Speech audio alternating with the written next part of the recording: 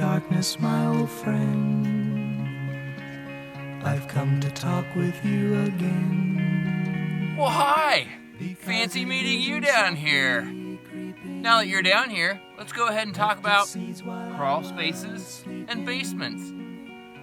And the vision that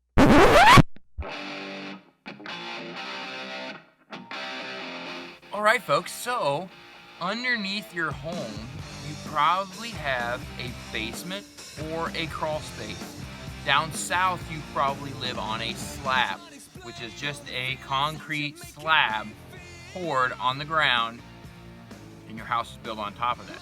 Up in the northern climates, we usually have a crawl space or a basement. So a basement, so this is a regular basement where you have concrete or block walls, and you have a 8-foot or 10-foot or 9-foot or whatever, but you have a full standing room underneath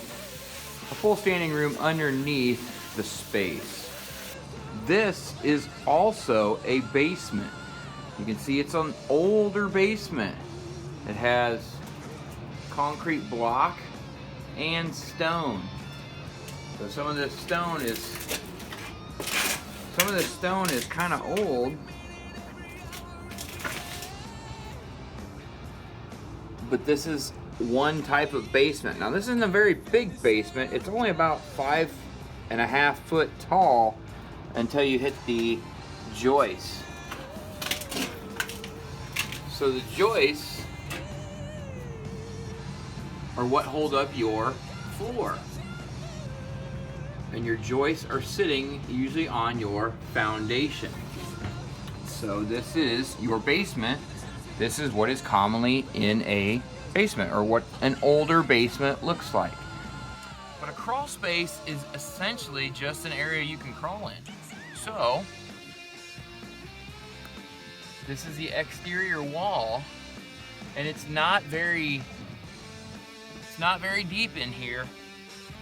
I'm laying on my stomach, and it is only about 22 inches between this dirt and the joists for the first floor.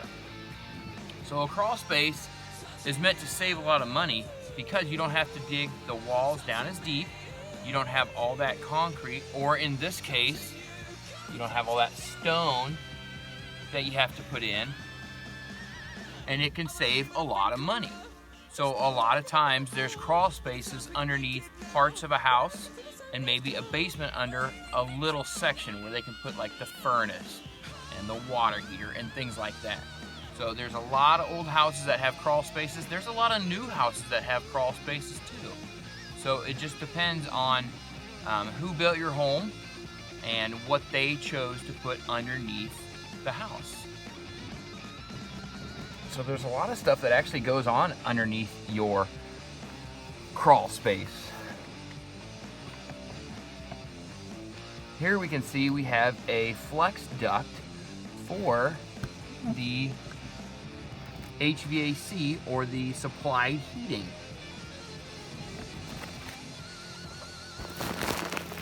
We also have older ducts that got taken out over there.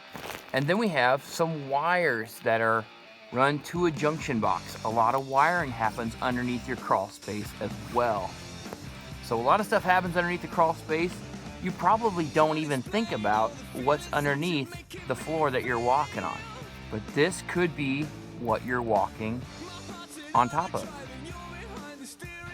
So thanks for watching, folks. Thanks for joining me in the crawl space today. Remember to work hard, because hard work is its own reward. And also, don't put off things that you know you need to do. Me, for instance, I was putting off coming underneath this crawl space because it's hard to move, it's dirty, it takes a lot of time to crawl in here and then crawl back out and measure and cut.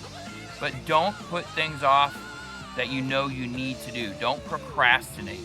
The best way to defeat procrastination, make a checklist and just do it. Don't think about it, just go to it and do it.